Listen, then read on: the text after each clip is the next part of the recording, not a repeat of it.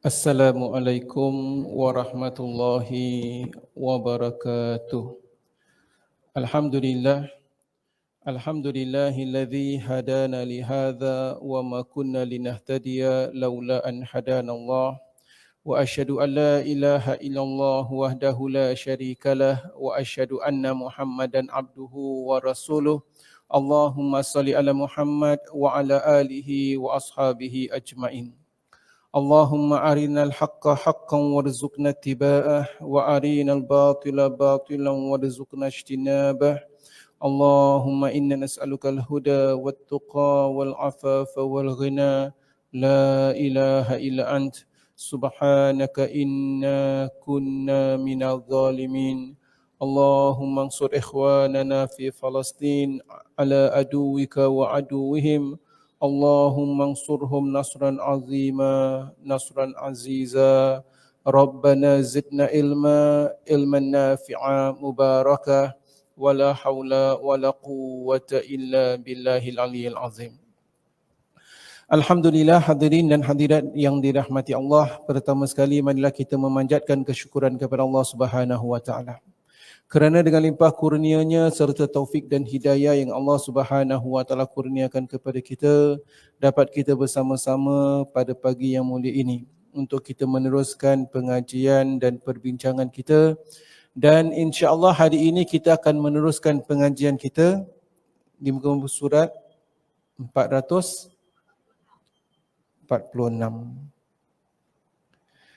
Tajuk yang kelima, manakah yang lebih afdal, berbuka atau berpuasa? Pada pertemuan kita yang lalu telah kita kupaskan bersama bahawasanya apabila seseorang itu bermusafir, apabila seseorang itu sakit, nescaya beliau itu diberi keringanan untuk tidak berpuasa pada bulan Ramadan. Jadi seorang yang sakit atau bermusafir, mereka itu tidak perlu diberi keringanan untuk tidak berpuasa dan digantikan dengan hari-hari yang lain. Di mana Allah Subhanahu wa taala berfirman di dalam Al-Quran, di mana Allah Taala berfirman, fa in kana minkum maridan aw ala safarin fa iddatum min ayyamin ukhra. Sekiranya di antara kalian yang berada dalam keadaan sakit atau bermusafir, nescaya mereka diperbolehkan menggantikan puasa Ramadan tadi pada hari-hari yang lain. Persoalan seterusnya adalah, berpuasa lebih afdal atau berbuka lebih afdal bagi mereka yang sakit atau mereka yang bermusafir? Kalau kita bermusafir, puasa lebih afdal atau berbuka lebih afdal? Ya?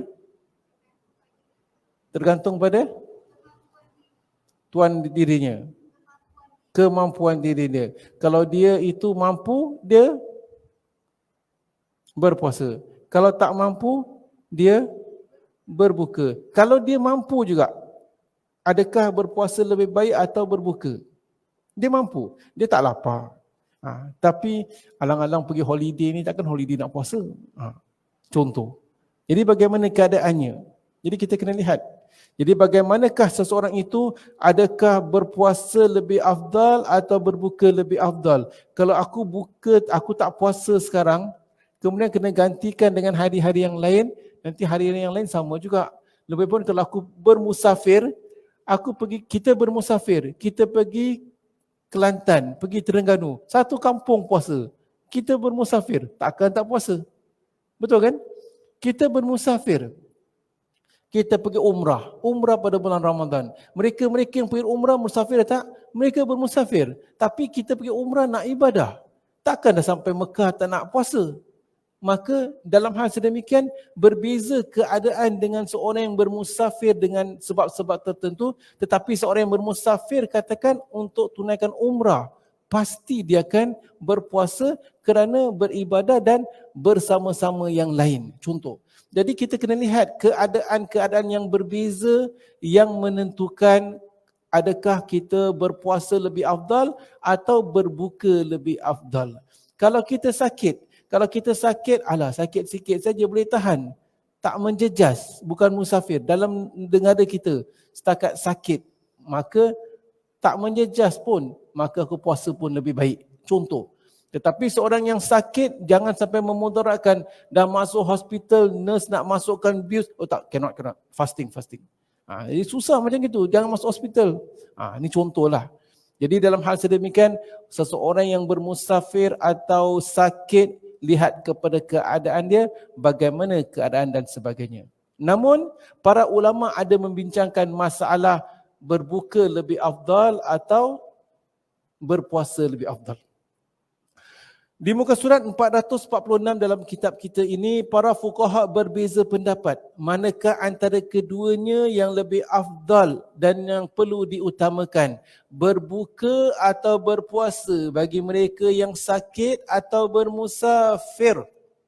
Imam Abu Hanifah, Imam Syafi'i dan Imam Malik berpendapat bahawasanya berpuasa lebih diutamakan bagi orang yang mampu melakukannya, dan berbuka lebih diutamakan bagi mereka yang tak mampu. Ini perkara yang sedang kita bincangkan tadi. Kalau kita mampu, memang dalam negeri setakat sakit apa? Sakit kaki, salah urat, tak ada kena-mengena, mampu puasa.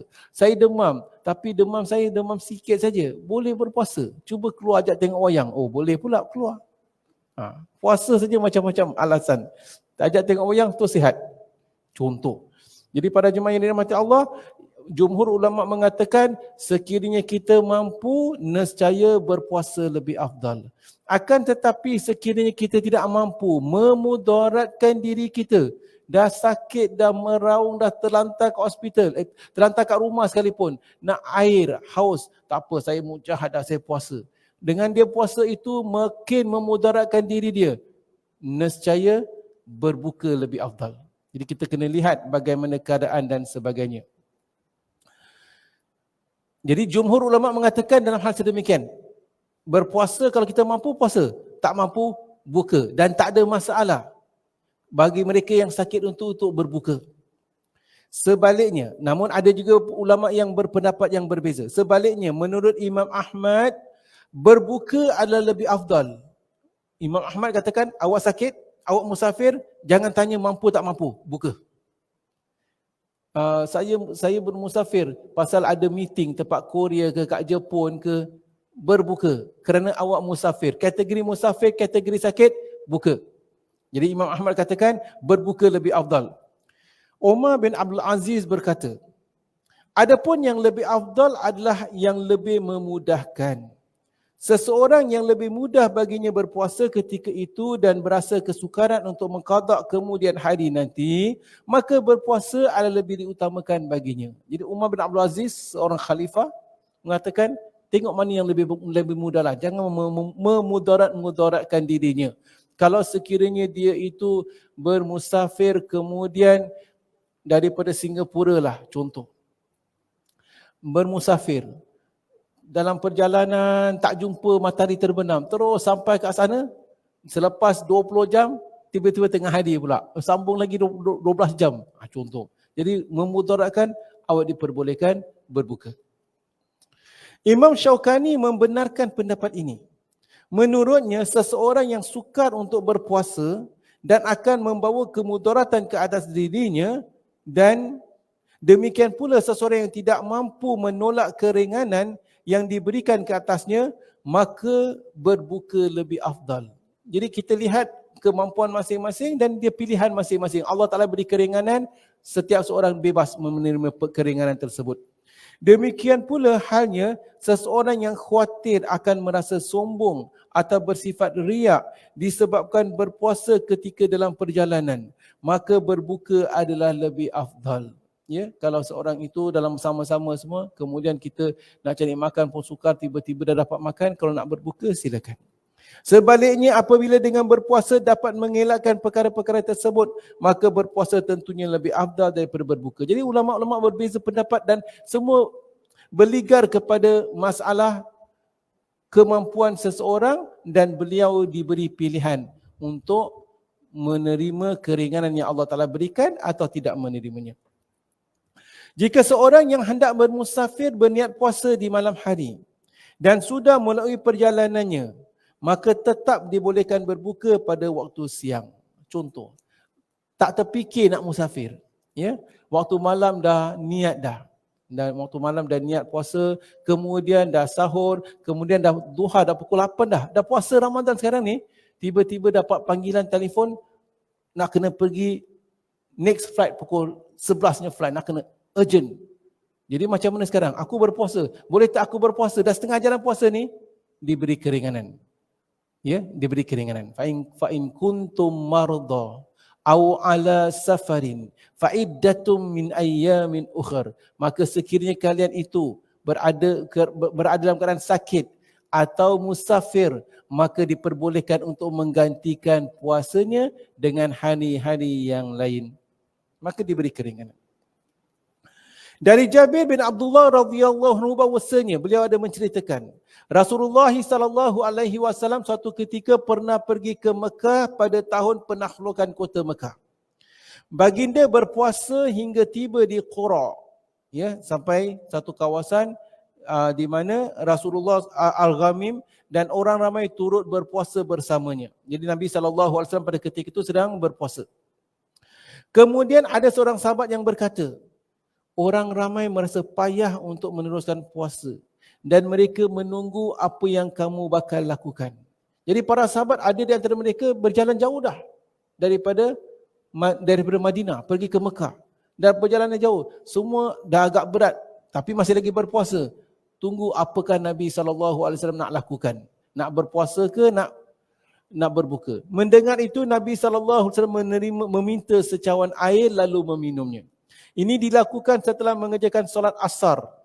Ketika ramai sahabat yang menyaksikannya, sebagian mereka ada yang turut berbuka, manakala sebagian lagi tetap berpuasa. Baginda akhirnya mendengar berita bahawasanya ada sekumpulan sahabat yang tetap berpuasa. Maka baginda bersabda, orang mereka itu adalah orang-orang yang derhaka. Ya, jadi Nabi SAW pada ketika itu dengar ada sahabat dah tak tahan dah. Jadi memandangkan ada sahabat dah tak tahan, Nabi tunjukkan contoh. Beri keringanan. Ambil air, minum. Nabi tak perlukan. Tetapi Nabi nak beri keringanan kepada sahabat-sahabatnya yang lain. Ini contoh para jemaah yang dirahmati Allah bagaimana seorang pemimpin. Waktu tu apa? Dah waktu asar. Orang kalau di antara kita Ustaz, dah asar Ustaz, lagi 2 jam. Tapi kalau lagi 2 jam tu memudaratkan, buka. Kerana itu adalah keringanan yang diberikan. Jika seseorang berniat puasa ketika masih bermukim, lalu mengadakan perjalanan di waktu siang, maka menurut jumhur ulama orang itu tidak dibolehkan berpuasa. Ya, jadi ada sebagian ulama katakan kalau tadi kita dah bincanglah, kalau sekiranya kita dah niat puasa, kita boleh tetap berbuka. Tetapi ada juga ulama berbeza pendapat. Tetapi Imam Ahmad dan Ishaq membolehkannya berdasarkan hadis yang diriwayatkan dan dinyatakan hasan oleh Imam Tirmizi dari Muhammad bin Ka'ab, katanya, pada bulan Ramadan aku mendatangi Anas bin Malik yang ketika itu hendak mengadakan perjalanan. Kenderaannya sudah dipersiapkan dan setelah memakai pakaian musafir, tiba-tiba dia meminta supaya disediakan makanan dan kemudian makan. Melihat itu aku pun bertanya kepadanya, adakah ini termasuk sunnah? Memang sunnah, ujarnya. Setelah itu dia pun berangkat dengan menaiki kenderaannya. Ya. Jadi pada para jemaah yang dirahmati Allah, jadi sebagian sahabat apabila nak musafir terus berbuka. Dari Ubaid bin Jubair katanya, pada bulan Ramadan aku berlayar dengan sebuah kapal bersama Abu Basrah. Jadi Al-Ghifari. Jadi beliau itu berjalan bersama Abi Basrah Al-Ghifari, seorang sahabat Nabi SAW daripada kota Futat. Ya. Fustat, daripada kota Fustat. Tiba-tiba dia menawarkan sarapan pagi miliknya dengan berkata kepadaku, mendekatkanlah kemari. Macam kami ya, datang dekat. Aku jawab, bukankah kami sekarang ini masih di kawasan perumahan? Beliau menjawab, adakah kamu tidak menyukai sunnah Rasulullah sallallahu alaihi wasallam? maka mereka pun berbuka. Ini kisah ni kalau kita nak samakan dengan, kiaskan dengan diri kita, kita dah dalam perjalanan, dah nak pergi musafir, tiba-tiba dah sampai airport, masuk transit area, yuk makan, beli telur setengah masak. Kita ni masih dalam kat Singapura lagi ni. Itulah sunnah Nabi SAW. Beliau katakan, dah nak berangkat dah. Kita dah dalam keadaan musafir, dah mulanya bermusafir. Imam Syaukani berkata, kedua-dua hadis ini menyatakan bahawasanya orang yang bermusafir dibolehkan berbuka, meskipun sebelum meninggalkan tempat kediamannya. Ya. Katanya lagi, menurut Ibnu Arabi, hadis Anas ini sahih. Dan dia membolehkan berbuka meskipun dalam keadaan mempersiapkan keberangkatan. Imam Syaukani berkata, inilah pendapat yang benar. Bahkan maaf katalah ya, kalau dah nak musafir, semua dah siap dah dalam perjalanan. Kita ni dalam perjalanan jauh, yuk makan dulu. Diperbolehkan. Jadi tapi seperti mana kita perbincangan kita awal, jangan lupa. Perbincangan awal sekali, kalau mampu puasa, puasa. Kalau maslahah lebih besar puasa. Tapi kalau tak mampu, maka berbuka. Kita kena ingat, para sahabat mereka bermusafir, tak ada kereta. Zaman Nabi belum ada kereta. Tak ada kapal terbang. Selalunya mereka bermusafir dalam perjalanan. Kadang-kala jalan, kadang-kala naik tunggangan. Jadi dalam perjalanan, kalau nak jalan jauh, lalu padang pasir, masuk hutan. Jadi atas dasar demikian, sebelum keluar rumah, kita dalam perjalanan jauh ni, maka buka, makan supaya dapat kekuatan. Jangan nanti dalam perjalanan tak larat pula. Maka konteks sedemikian, maka diperbolehkan. Akan tetapi sekiranya kita dah seperti mana kita bincangkan, kita mampu untuk menahan dan kita dalam perjalanan dan kita memang nak pergi Terengganu, orang sana pun semua puasa, nak pergi Kelantan, orang sana semua pun puasa, tak berguna, tak berpuasa. Saya nak puasa, nak buka sama-sama dengan teman-teman. Maka diperbolehkan untuk tidak berbuka. Jadi kita bincangkan ini adalah kalau memang ada maslahah, kalau memang ada keperluan, dibolehkan berbuka walau belum keluar rumah. Dah siap dah. Semua dah siap nak keluar? Yuk, bismillah. Alas perut, makan, kita akan melalui perjalanan yang jauh. Belum bergerak? Ya, belum bergerak. Diperbolehkan. Ini dia. Dan Imam Syaukani mengatakan, itulah pendapat yang benar. Perjalanan yang membolehkan berbuka adalah perjalanan yang dibolehkan padanya mengkasarkan solat. Jadi apabila kita katakan perjalanan tu, perjalanan mana yang boleh berbuka? Perjalanan yang kita dikategorikan sebagai musafir, di mana kita boleh mengkasarkan solat kita.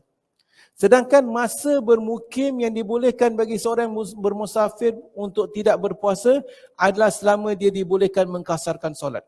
Kesemua masalah ini telah kami huraikan dalam bab solat kasar, disertai dengan huraian berbagai pendapat utama berkaitan masalah ini dan penelitian yang lakukan oleh Imam Ibn Qayyim. Jadi masalah kasar solat kita dah bincangkan dalam bab solat. Jadi bila kita boleh mengkasarkan solat dalam perjalanan, kita lihat berapa jauh perjalanan kita atau adakah kita dikira sebagai seorang yang bermusafir. Kita dah belajar bab itu. Kalau kita ni kira seorang musafir, silakan. Malaysia besar. Dalam satu, daripada Johor nak pergi Melaka, nak pergi KL, masih dalam satu negara lagi. Tetapi kalau kita bagi mereka yang dalam hal sedemikian, dikatakan mereka itu telah boleh mengkasarkan solat lebih kurang 85 km, 2 marhala, maka diperbolehkan untuk mereka berbuka.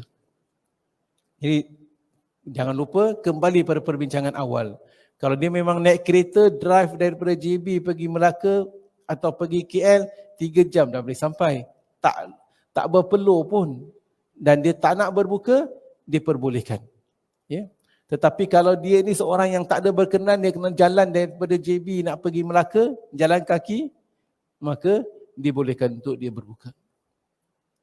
Imam Ahmad, Imam Abu Daud, Imam Baihaqi dan Tahawi meriwayatkan daripada Mansur Al-Kalbi bahwasanya ketika di bulan Ramadan, Dihya bin Khalifah berpergian dari sebuah kampung di daerah Damsyik menuju suatu tempat yang amat jauh, kira-kira kota Futhat tadi, kota apa? Fustat. Ya. Dengan kota Aqabah. Kemudian dia berbuka dan ramai orang yang turut berbuka bersamanya. Namun ada sekumpulan orang yang tidak mahu berbuka. Sebaik kembali ke kampungnya, Dihya berkata, demi Allah, pada hari ini aku telah melihat sesuatu perkara yang menurut aku tidak pernah lihat sebelum ini. Ternyata ada satu kumpulan yang tidak menyukai suruhan Rasulullah SAW. Kata-katanya ditujukan kepada orang-orang yang berpuasa ketika dalam perjalanannya tadi. Di mana beliau mengatakan, Allahumma qbidni ilaik. Ya Allah, cabutkanlah segera nyawaku ini. Ya, hasbunallahu wa ni'mal wakil. Di mana beliau sampai terperanjat, ada di antara sahabat yang ada di antara teman-teman yang tidak mahu mengikuti sunnah Nabi SAW dalam keadaan yang amat perit. Jadi kita kena lihat. Apabila kita lihat sesuatu perkara itu, kita kena tengok sama ada keadaan aman atau keadaan perit. Kalau keadaan aman, terpulang. Ada di antara mereka nak berpuasa boleh, ada yang tidak mahu berpuasa, diperbolehkan. Baik, demikian para jemaah yang dirahmati Allah, secara ringkas kita dah mengetahui, ringkas cerita. Kalau kita nak bermusafir, nak puasa ke tak puasa, kita sakit, puasa ke tak puasa, bergantung kepada kemampuan kita. Tepuk dada, tanya iman. Dan ramai yang bermusafir hari ini, mereka pergi Mekah seperti yang saya katakan, pasti berpuasa. Kalau ada di antara kita yang pada bulan Ramadan, dia nak kena pergi meeting, nak kena pergi Korea ke, nak kena pergi meeting kat mana sekalipun lah. Lalu dia tak nak berpuasa. Itu hak dia. Kerana Allah Ta'ala beri keringanan. Fa in kuntum marda aw ala safarin fa iddatum min ayyamin ukhra. Dan maka sekiranya di antara kalian itu sakit atau berada dalam keadaan musafir, maka diperbolehkan bagi mereka berbuka dan gantikan dengan hari yang lain. Ya, jadi bergantung. Alhamdulillah. Tajuk seterusnya, seseorang yang diwajibkan berbuka dan qada. Okey.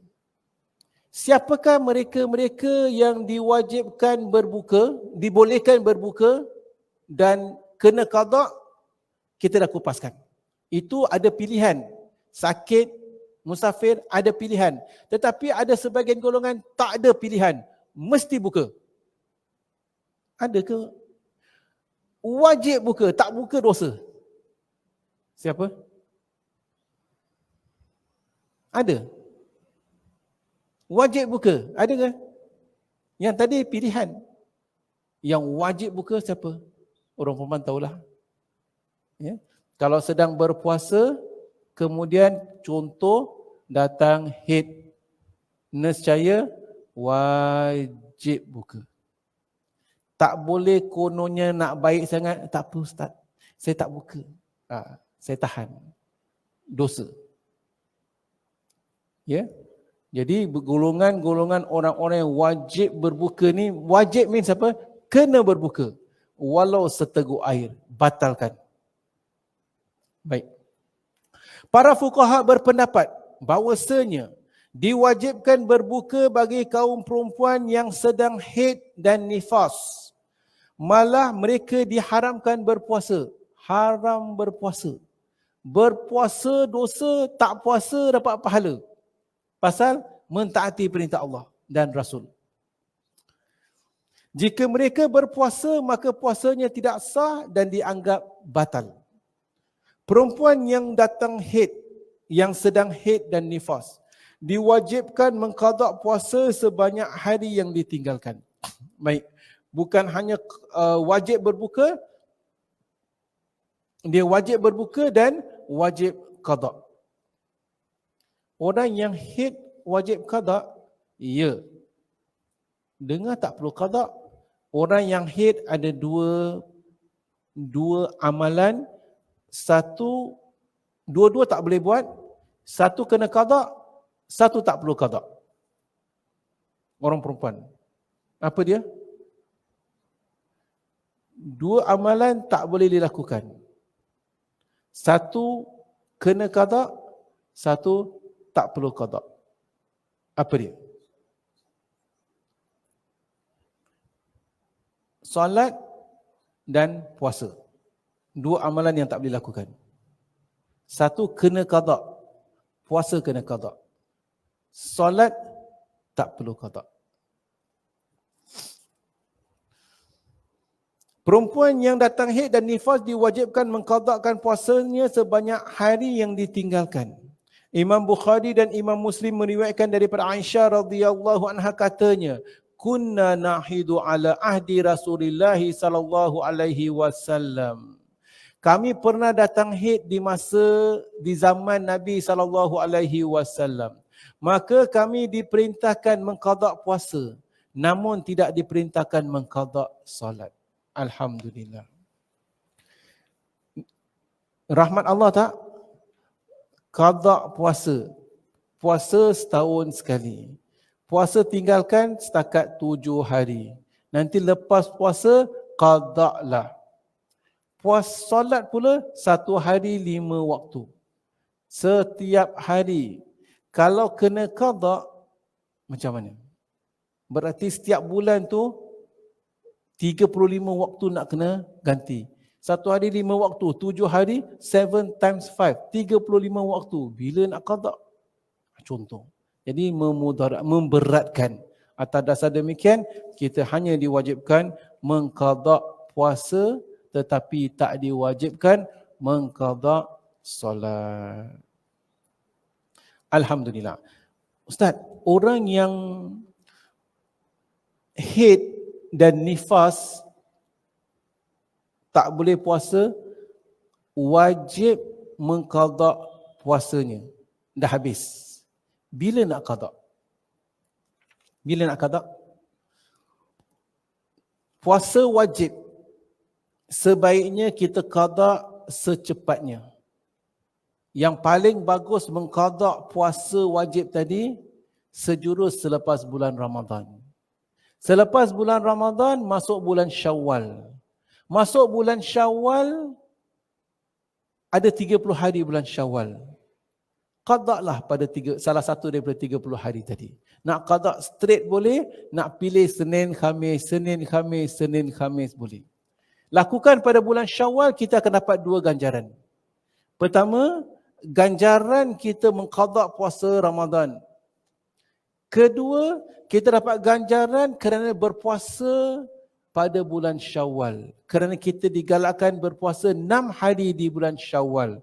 Kita digalakkan berpuasa 6 hari di bulan Syawal dan kita jadikan 6 hari puasa itu adalah puasa qada Ramadan yang kita tertinggal. Kita disunatkan berpuasa 6 hari di bulan Syawal. Kita bukan disunatkan puasa 6. Tak ada puasa 6. Puasa 6 hari di bulan Syawal. Puasa apa?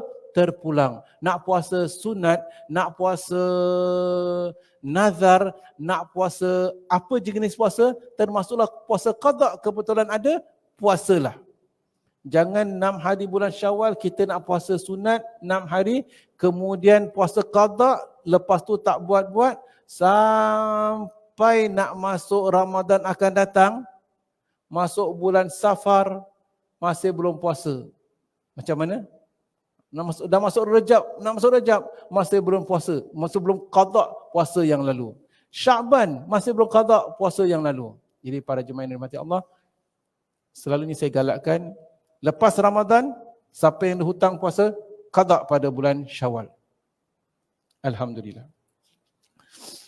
Baik, para jemaah yang dirahmati Allah, tajuk seterusnya, apakah hari-hari yang dilarang puasa? Baik, kita sedang bincangkan tentang bab puasa. Puasa Ramadan diwajibkan. Tak ada masalah. Memang kita kena puasa Ramadan, tak kira Isnin, Selasa, Rabu, Khamis, Jumaat, Minggu, Good Friday ke, Vesak Day ke, tetap kena puasa bulan Ramadan. Selain daripada puasa Ramadan, puasa sunat. Boleh tak saya puasa sunat? Silakan. Nak puasa bagaimana? Isnin, Khamis, silakan. 13, 14, 15 hari bulan, silakan. Saya nak puasa sunat satu hari saja, silakan. Saya nak puasa sunat sempena, saya nak jatuhkan niat lah, nak niat sesuatu, nak nazar, silakan. Tetapi ada waktu-waktu yang kita dibolehkan puasa sunat, ada waktu-waktu yang tak boleh puasa sunat. Apakah waktu-waktu itu? Hari-hari tersebut. Hari-hari yang dilarang berpuasa, para jemaah yang dirahmati Allah. Penulis mengatakan di muka surat 450 daripada kitab terjemahan kita. Ada beberapa hari yang menyatakan dengan tegas bahawasanya dilarang berpuasa pada hari-hari tersebut. Tutup kitab. Tutup kitab. Apakah hari-hari yang dilarang berpuasa? Hari Raya, 2 hari raya, Hari Raya Idul Fitri, Hari Raya Idul Adha, Hari Tasyrik. Hari Tasyrik tu bila? 13, apa 13 pula? 11, 12, 13 Zulhijjah. Ya. 9 hari bulan Zulhijjah, Hari Arafah. 10 hari bulan Zulhijjah, Hari Raya. 11, 12, 13 Zulhijjah, Hari Tasyrik. Okey, lagi? Hari apa lagi? Dah, tu saja.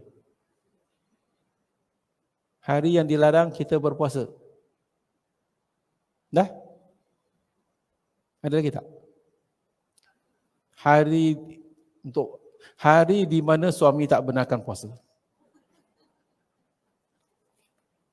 Suami tak benarkan puasa je, hari itu dilarang kita berpuasa. Okay, baik, kita bincangkan. Ada beberapa hadis yang menyatakan dengan tegas bahawasanya dilarang berpuasa pada hari-hari tertentu. Dan berikut ini penjelasannya. Pertama, dilarang berpuasa pada kedua hari raya. Kedua hari raya Idul Fitri dan Idul Adha.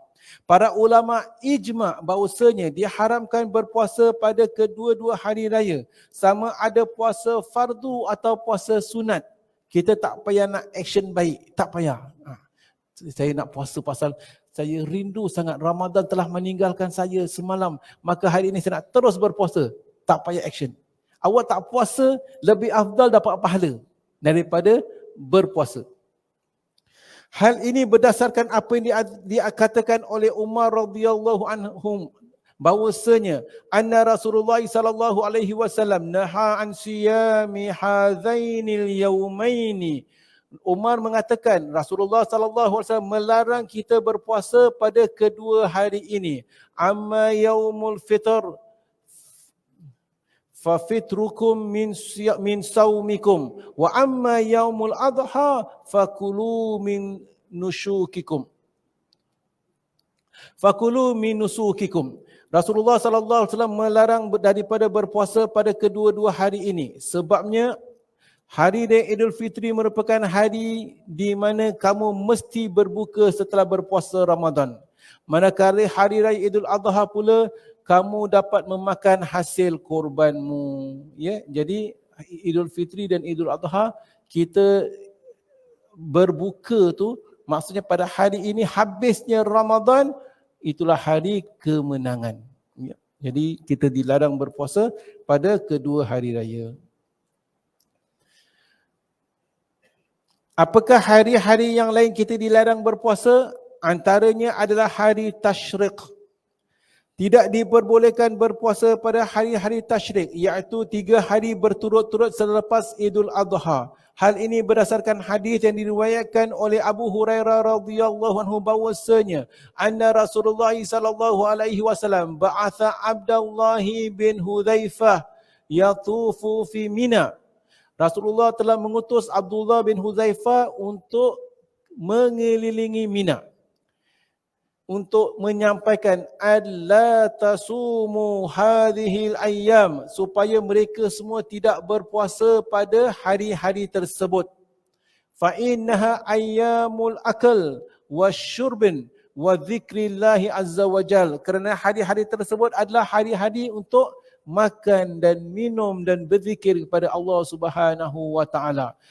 Hari-hari 11, 12 dan 13 Zulhijjah.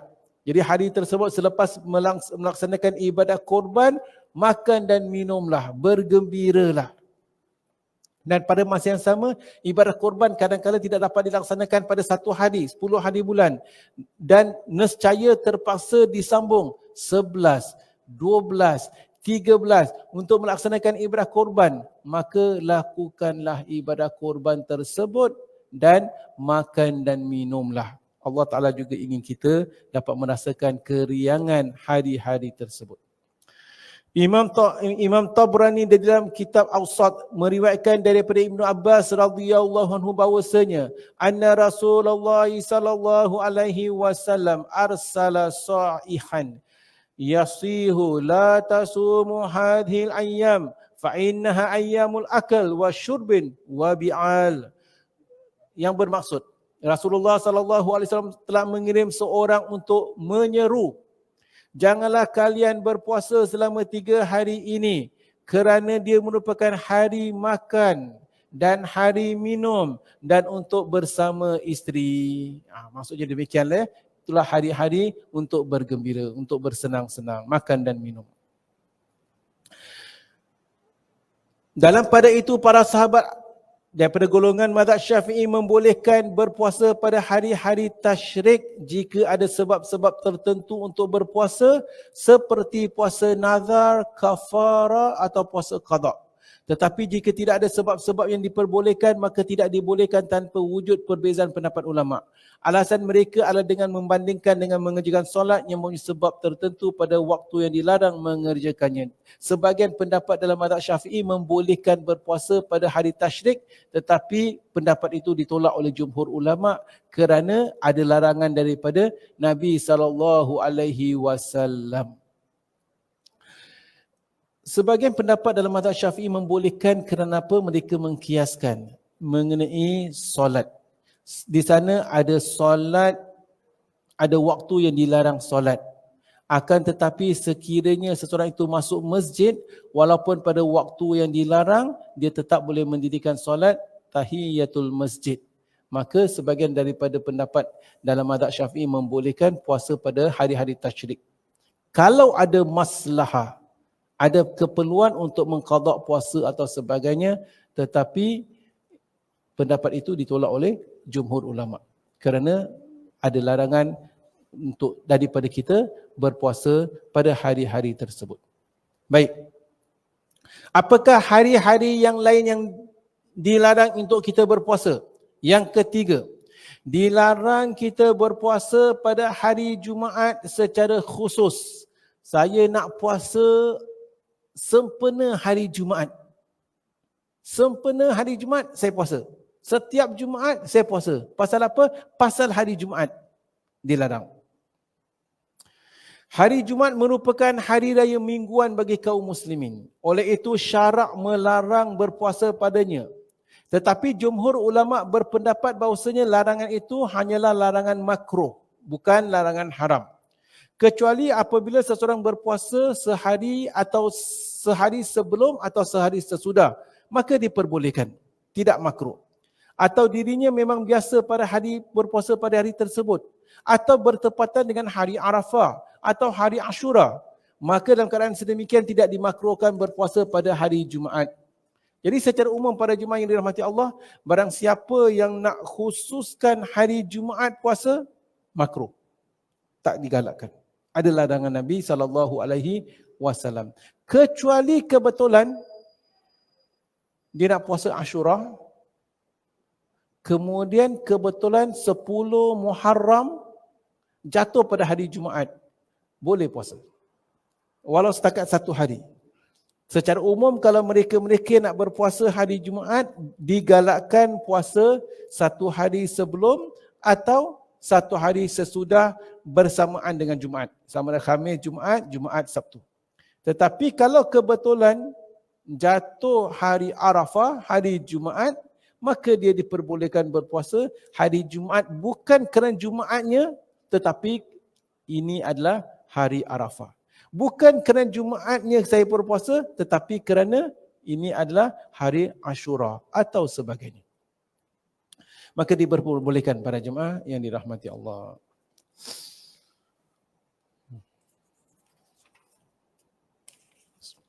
Dari Abdullah bin Amr bahawasanya anna Rasulullah sallallahu alaihi wasallam, kenapa dilarang berpuasa pada hari Jumaat? Di sana ada beberapa hadis. Nabi sallallahu alaihi wasallam pernah satu ketika datang ke rumah Juwairiyah binti Al-Harith pada hari Jumaat sedangkan dia berpuasa. Nabi sallallahu alaihi wasallam bertanya,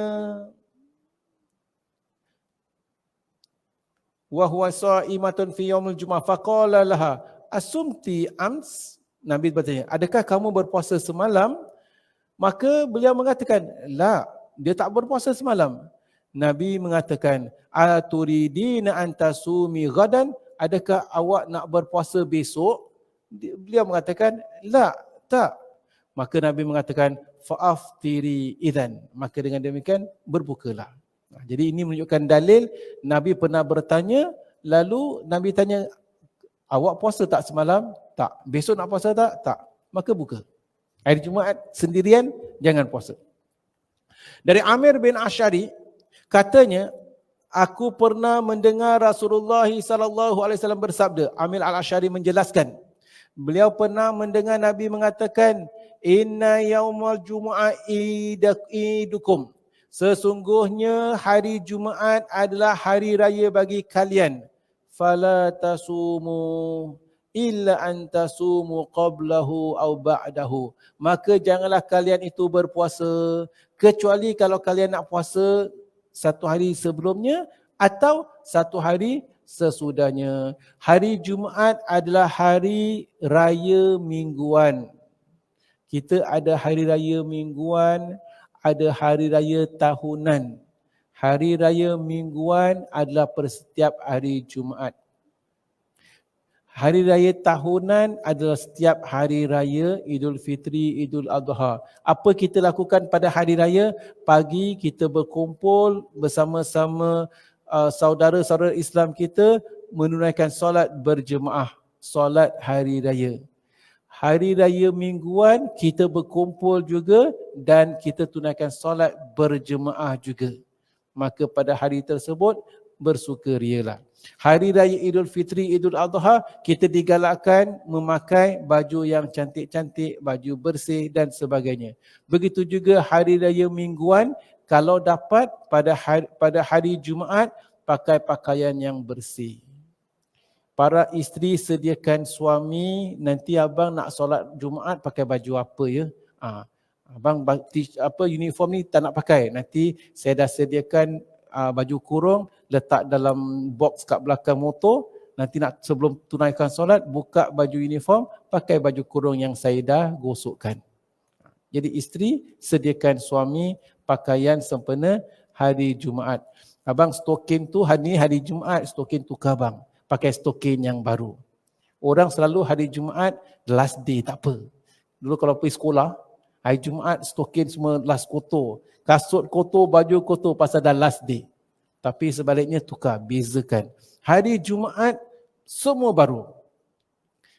Abang punya t-shirt baru, baju baru, seluar baru, stokin baru. Semua pakai yang saya dah gosok, dah cuci. Khas untuk Jumaat.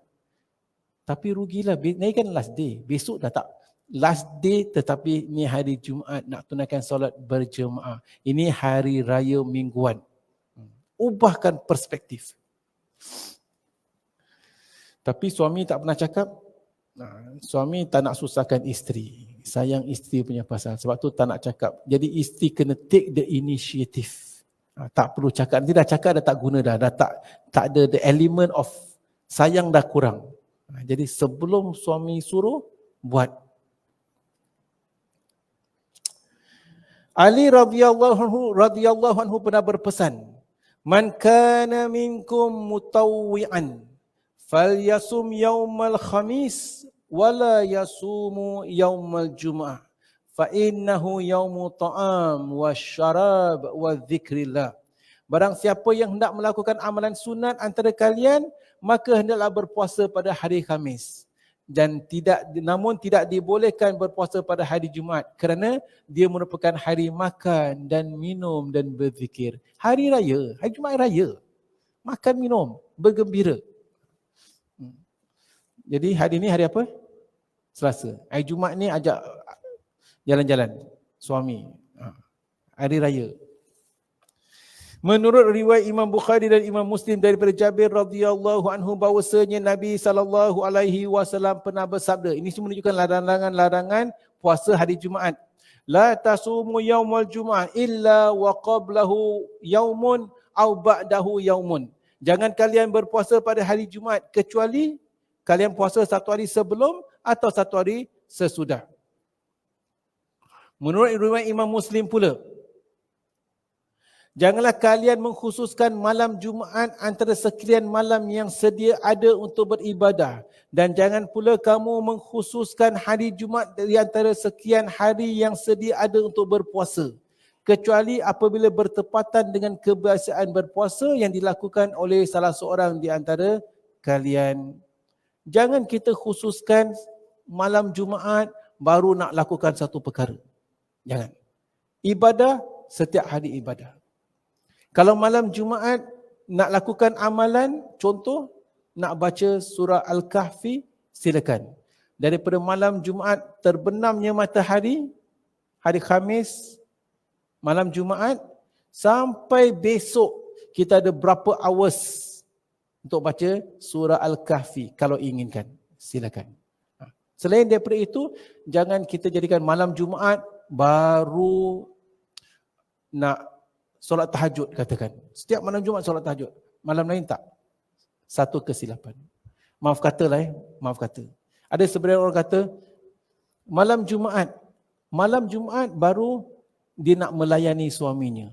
Atau suami nak mendekati isterinya. Pasal apa? Malam Jumaat. Salah. Jangan khususkan malam Jumaat. Lakukan bila-bila masa. Waktu-waktu yang halal. Jadi di sini ada larangan di mana Rasulullah sallallahu alaihi wasallam menyebutkan la takhtassu alailatal jum'ah biqiyam min bainal layali. Janganlah kalian mengkhususkan malam Jumaat antara sekian malam yang sedia ada untuk beribadah. Ya. Bila-bila masa boleh beribadah, khususnya pada hari Jumaat ibadah, malam Jumaat ibadah, dan malam-malam yang lain jangan tak ibadah. Wallahu a'lam bissawab. Perkara seterusnya, pukul berapa sekarang? Apakah antara hari-hari yang dilarang kita berpuasa?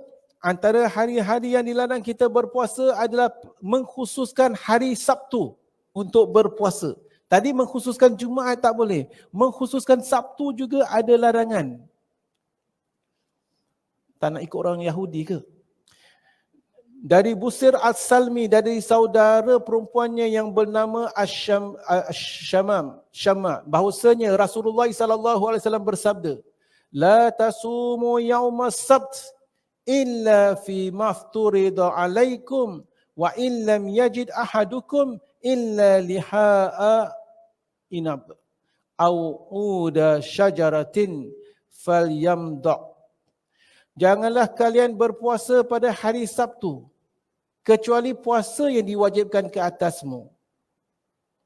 Seandainya seseorang antara kalian tidak menemukan kecuali kulit anggur atau dahan kayu untuk makan, maka jadikanlah dia sebagai makanan. Jadi apakah yang dimaksudkan dengan kecuali puasa yang diwajibkan ke atas kamu?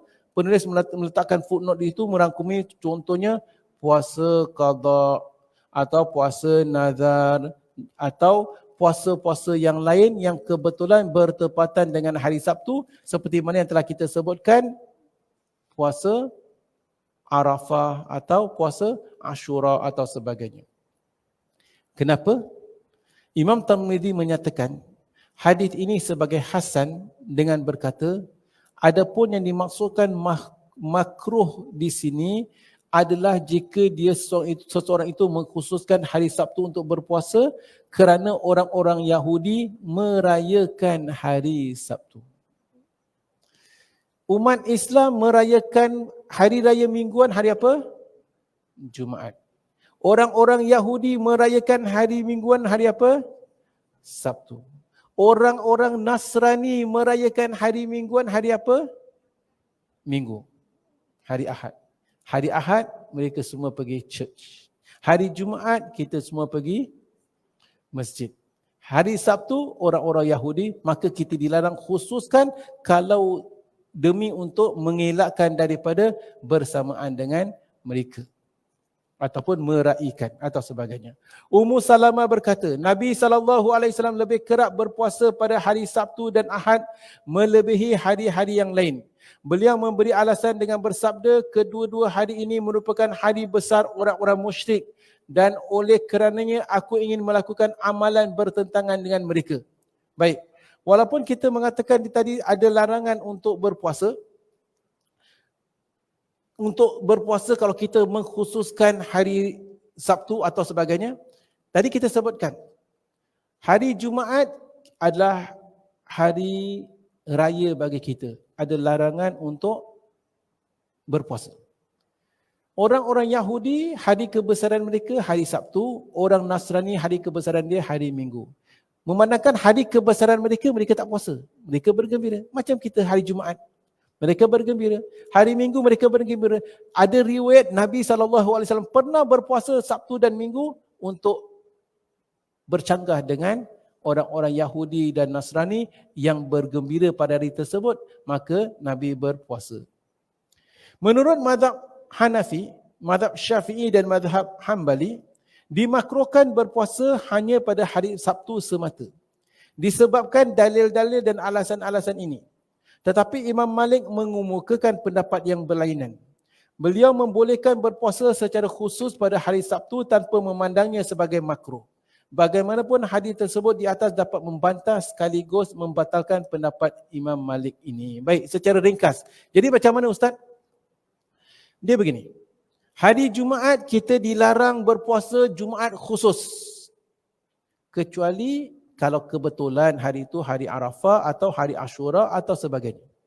Kalau begitu juga hari Sabtu, hari Arafah jatuh hari Sabtu, puasalah, tak mengapa. Hari Arafah jatuh hari Minggu, puasalah, tak mengapa. Atau katakan, seseorang ni nak berpuasa. Dia nak puasa pada hari dia tak kerja. Minggu ni kebetulan dia tak kerja hari Sabtu. Boleh tak dia puasa? Silakan, puasa hari Sabtu sahaja. Kerana hari Sabtu ni dia puasa semata-mata kerana itulah hari yang sesuai untuk dia mengqadakkan puasanya. Wallahu a'lam bishawab. Baik. Nokta yang kelima. Dilarang berpuasa pada hari yang diragukan. Hari yang diragukan tu bila? 30 hari bulan Sya'ban. Yang dikatakan sebagai hari Syak. Ammar bin Yasir radhiyallahu anhu berkata, "Man sama yaumul ladzi yashukku fi faqad asa Abul Qasim sallallahu alaihi wasallam." Barang siapa yang berpuasa pada hari yang disyakkan, hari syak, maka dia telah bermaksiat. Dia telah bermaksiat kepada Abu Qasim, yakni dia telah derhaka kepada Nabi sallallahu alaihi wasallam. Menurut Imam Tirmizi, hadis ini hasan dari sahih, lagi sahih dan menjadi alasan bagi kebanyakan ulama. Inilah pendapat Sufyan Ats-Tsauri, Malik bin Anas dan sebagainya. Baik. Cuma hari ini dilarang berpuasa. Imam Tirmizi berkata, muka surat sebelah, hadis ini hasan lagi sahih dan menjadikan pegangan bagi para ulama di mana mereka menganggap makruh jika seseorang mendahulukan berpuasa sebelum tibanya Ramadan. Janganlah kamu mendahulukan puasa Ramadan sehari atau 2 hari, kecuali jika bertepatan dengan hari yang biasa kamu puasa. Baik, apa yang dimaksudkan hari syak? Hari syak 30 Sya'ban. Kenapa dikatakan hari syak? Kena tengok keadaannya. Pada 30 Sya'ban, umat Islam akan lihat hilal. Tengok nampak hilal ke tidak. Kalau nampak anak bulan, besok 1 Ramadan. Ya. Baik, bukan 30, 29. Mereka lihat anak bulan pada 29. Pada 29 hari bulan, tengok anak bulan. Kalau nampak anak bulan, besok 1 Ramadan. Tak nampak anak bulan, besok 30 Syakban. Okay. Bila berlaku hari Syak? Hari Syak ini berlaku hanya ketika 29 Ramadan, ketika nak tengok anak bulan, hari berawan. Hari berawan tak pasti anak bulan ada ke tak ada. Anak bulan mungkin ada, tapi tak nampak. Kerana ditutupi awan. Mungkin ada, mungkin tak ada. Tetapi tak nampak. Memandangkan tak nampak, kita kena genapkan 30 Syakban. Genapkan 30 Syakban pasal tak nampak anak bulan. Tak nampak anak bulan pasal hari berawan. Ada tak? Wallahu a'lam bisawab. Syak. Kita tak pasti. Sebab itu datang nama hari Syak. Hari yang diragukan. Memandangkan hari itu diragukan tetapi tak nampak anak bulan, kita tetapkan cukup bulan Syakban 30 hari bulan. Hari Syak.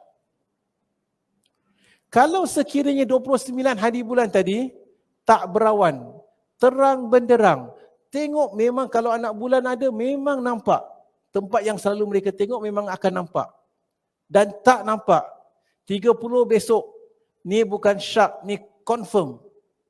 Itu bukan hari Syak.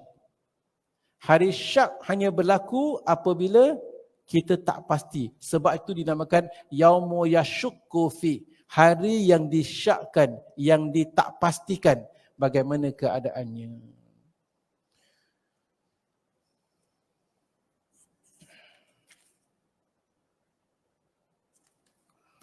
Kita sambung. Minggu ni minggu terakhir kelas. Kita habiskan bab puasa-puasa, hari-hari yang dilarang kita berpuasa. Sebab entah saya cek, tadi saya bertanya Ustaz.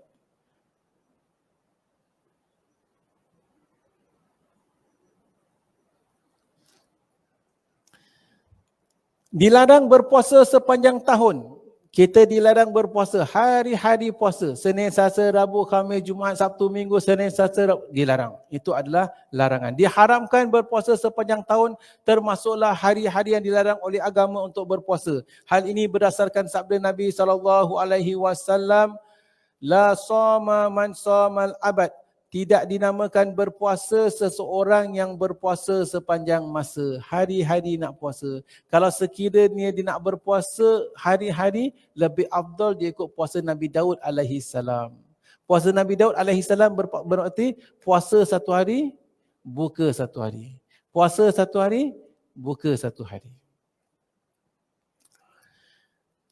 Nokta nombor 7. Dilarang berpuasa bagi seorang isteri jika suaminya ada di rumah kecuali dengan izinnya. Suami off day, kena minta izin suami, bang, besok abang off. Saya puasa boleh? Suami kata puasalah. Silakan, alhamdulillah, boleh puasa. Suami kata tak boleh puasa, nescaya tak boleh puasa. Rasulullah SAW melarang seorang isteri berpuasa jika suaminya ada di rumah, kecuali dengan setelah mendapat kebenaran suaminya. Dari Abu Hurairah radhiyallahu anhu bahwasanya Rasulullah SAW menyatakan, La tasumil mar'atu yawman wahidan wa zawjuha syahidun illa biidnihi illa Ramadan. Seorang isteri tidak diperbolehkan berpuasa walau 1 hari sekalipun, jika suaminya berada di rumah, melainkan setelah mendapat kebenaran daripada suaminya, kecuali Ramadan. Ramadan tak perlu minta izin. Bang, besok abang off, boleh saya puasa Ramadan yang ke-12 besok? Dah tak payah minta izin. Pasal Ramadan memang wajib. Kalau tak, kena tengok suami kerja shift Jadi hari Senin depan nak puasa minta izin suami. Suami ambil cuti nak puasa minta izin suami. Suami ambil MC nak puasa minta izin suami. Alah, dia sakit pun minta izin suami, dia cuma sakit gigi MC. Persoalan, Ustaz, suami nak puasa, isteri nak puasa nak kena minta izin suami. Suami nak puasa minta izin isteri ke tak? Ya? Kita kena tengok. Kenapa suami nak puasa pula. Kenapa isteri nak puasa kena minta izin suami? Kerana kalau suami ada rumah lah, kalau suami tak ada rumah, abang keluar sebelum subuh, balik isyak, tak ada kena-mengena. Saya puasa, abang pun tak ada. Dah tak ada masalah lah. Tapi kalau suami, sekarang masalah suami ada rumah, kena minta izin suami. Baik. Suami setiap minggu kerja, setiap hari kerja. Kemudian kebetulan suami off day hari Isnin. Suami off day hari Isnin ataupun cuti lah. Kita tengok, alhamdulillah suami off day ni hari. Bangun, sebelum subuh bangun. Apa pasal bang? Nak puasa besok. Dah lah kerja saja. Off day nak puasa pula. Ingat nak ajak jalan, ingat nak begitu, nak begini, pun tak boleh. Betul tak? Maka nescaya, bukan kata diwajibkanlah, tetapi disunatkan, digalakkan. Seperti mana isteri nak puasa, perlu minta izin suami pada hari suami itu ada di rumah, nescaya kalau sekiranya pada hari di mana agak-agak suami agak-agak ni hari tak kerja atau ni hari memang kebetulan cuti, isterinya pun ada rumah, isterinya pun sedang sihat, tak ada waktu uzur atau sebagainya, kalau suami nak berpuasa, kena beritahu isteri. Bincang dengan isteri. Abang fikir besok nak puasa. Alah bang, besok kan cuti. Besok cuti Labor Day ke Good Friday nak cuti, nak puasa. Ingat nak ajak pergi zoo ke, nak ajak mandi laut ke, ataupun sekarang kan musim sejuk, kita duduk rumah tengok movie. Abang kau dah puasa, okeylah, alhamdulillah. Ini sebaiknya. Ya, jadi bagi para suami, Islam tu adil. Bukan kata wajib lah. Isteri nak berpuasa pada hari suami ada di rumah, wajib minta izin suami. Suami nak berpuasa pada hari isteri ada rumah, maka disunatkan berbincang dengan isteri. Isteri kerja shift. Hari ini isteri off, suami off, kebetulan sama-sama off. Suami tak payah berpuasa. Bincang dengan isteri. Saya nak berpuasa besok. Bukan minta izin. Apa pendapat awak? Puasalah bang. Puasa tak puasa tak ada beza. Silakan puasa. Kalau suami isteri kata jangan puasalah, maka sebaiknya tidak berpuasa. Wallahu a'lam bishawab. Para ulama memandang larangan ini sebagai hukumnya haram bagi isteri berpuasa sedangkan suaminya ada di rumah. Malah mereka membolehkan suami membatalkan puasa isterinya sekiranya berpuasa tanpa memperolehi kebenaran daripadanya. Sebab dengan demikian isteri telah pun melanggar dan tidak mempedulikan hak suami. Kalau suami tiba-tiba puasa, isteri puasa, terus suami, awak puasa hari ni, buka, saya nak awak buka. Isteri kena taat untuk berbuka walaupun dah waktu asar. Jadi suami kalau tahu isteri puasa tanpa izin pukul 6, buat hal. Buka pukul 6. Hal ini berlaku selain daripada puasa Ramadan sebagaimana yang telah dihuraikan dalam hadis tersebut. Seorang isteri tidak perlu meminta kebenaran suami terlebih dahulu untuk berpuasa pada bulan Ramadan. Demikian juga seorang isteri dibolehkan berpuasa tanpa izin suaminya jika suaminya memang tiada di rumah. Namun apabila suaminya pulang ke rumah, dibolehkan membatalkan puasa isterinya. Kalau suaminya memang outstation, pergi Korea 2 minggu, dah tak perlu minta izin lah. Dah memang suami tak ada. tak terjejas hak suami. Para ulama yang membolehkan isteri berpuasa tanpa kebenaran daripada suami terlebih dahulu apabila suami dalam keadaan sakit dan tidak mampu bersatu dengannya.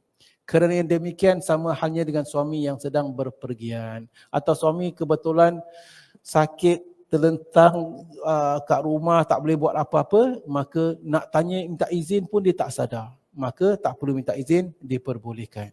Wallahu a'lam bishawab. Dan terakhir sekali dilarang wishal dalam puasa.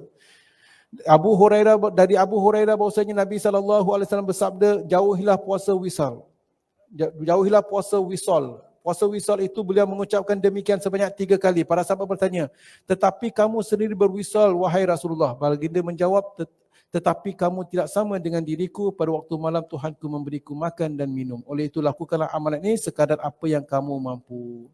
Jadi puasa wisal itu puasa di mana mereka itu tidak berbuka. Langsung puasa seterusnya. Sebelum kedatangan syariat berpuasa pada bulan Ramadan. Wallahu a'lam bishawab. Baiklah para jemaah, sampai di sini saja pertemuan kita hari ini. Kita henti dalam bab hari-hari yang dilarang puasa. Kita akan sambung puasa-puasa sunat. Apakah puasa-puasa sunat dalam Islam? Penting juga ya, sebab kadang-kadang orang tanya, Ustaz, hari ni 1 Rejab nak puasa tak? Hari ni 27 Rejab Isra' Miraj nak puasa tak? Hari ni jadi hari ni 1 Muharram nak puasa tak? Apakah sebenarnya hari-hari yang disunatkan berpuasa akan kita kupaskan pada pertemuan akan datang. Wallahu a'lam bishawab. Bila para jemaah, sampai di sini saja pertemuan kita. Segala yang benar itu daripada Allah Ta'ala, segala silap dan salah atas kelemahan saya sendiri. Ada soalan? Sekiranya ada soalan, silakan. Di sini ada soalan daripada Norkiah Zaini. Beliau bertanya, boleh tak saya bertayamun sahaja untuk membaca Al-Quran? Apabila kita membaca Al-Quran, kita disunatkan, kita dituntut untuk berwuduk, suci daripada hadas kecil dan hadas besar. Jadi sebaiknya kita berwuduk. Tetapi sekiranya sedang kita baca Quran, tiba-tiba wuduk batal. Jadi bagaimana? Kalau sekiranya kita dalam keadaan ketika membaca Al-Quran wuduk batal, kita boleh bertayamum. Ya, kita bertayamum seperti mana telah kita pelajari. Tayamum kita boleh gunakan apa sahaja alat yang ada di atas permukaan bumi, sama ada tanah, pasir, debu, abuk, tepuk saja kapet, kita bertayamum terus bacakan Al-Quran. Begitu juga katakan kita berada di Masjidil Haram, nak keluar untuk berwuduk jauh, sedang baca Quran, maka kita bertayamum dan terus kita berwuduk. Terus kita boleh membaca Al-Quran. Bertayamum adalah satu cara untuk mensucikan diri kita daripada hadas kecil atau hadas besar bagi mereka yang tak boleh menggunakan air atau bagi mereka yang tak ada air. Ada syarat-syaratnya. Kalau untuk solat fardu, selagi mana ada air, boleh gunakan air, mesti berwuduk gunakan air. Itu untuk solat fardu. Tetapi ini adalah bukan untuk solat fardu, ini hanya untuk membaca Al-Quran, atau seperti mana pernah kita bincangkan dalam bab yang lepas-lepas, di mana kita sedang mengemas rumah, tiba-tiba nampak Quran, nak angkat Quran, kemudian kita tak ada wuduk, tayamum, lalu kita mengangkat Quran tadi diperbolehkan. Wallahu a'lam bishawab. Baiklah para jemaah, sampai di sini saja pertemuan kita hari ini. Segala yang benar itu daripada Allah Subhanahu wa taala, segala silap dan salah atas kelemahan saya sendiri. Wallahu a'lam bishawab. Ada sebagian kita bertanya mengenai cuti. Saya tanya pihak masjid kata belum ada apa-apa pengumuman. Tapi ada di antara kita berkata ada nak tunaikan umrah, ada nak bercuti sempena bulan Disember. Jadi bila kita nak mula cuti? Bulan Disember. Jadi ada di antara kita memang mintalah kalau dapat direhatkan kelas kita supaya kita tak miss kelas. Kalau pihak masjid tak keberatan, saya mohon maaf kerana langgar bendul sedikit. Jadi memandangkan ada permintaannya daripada para jemaah supaya tidak memberatkan. Jadi sepanjang bulan Disember kita cutilah. Ya. Jadi hari ini, nescaya hari ini adalah kuliah kita yang terakhir. Jadi kita akan bercuti sepanjang bulan Disember dan kita akan sambung semula kalau pihak masjid mereka buat pengumuman lah bilakah mula kelas pada bulan Januari kelak, insya-Allah. Maka dengan ini kuliah kita untuk tahun ini kita henti di sini, insya-Allah, dan kita akan sambung pada pertemuan akan datang pada tahun akan datang, insya-Allah, dengan pengumuman yang bakal diumumkan oleh pihak masjid, insya-Allah. Dan dengan itu segala yang benar itu daripada Allah Subhanahu Wa Taala, segala silap dan salah atas kelemahan saya sendiri. Sekiranya ada apa saja kelemahan saya, kekurangan saya mohon maaf zahir dan batin. Wallahu a'lam bisawab. Aqulu qauli hadza wa astaghfirullahal azim li wa lakum wa lisairil muslimin wal muslimat wal mu'minin wal mu'minat. Subhanakallahumma wa bihamdika asyhadu an la ilaha illa anta nastaghfiruka wa natubu ilaik. Wassalamualaikum warahmatullahi wabarakatuh.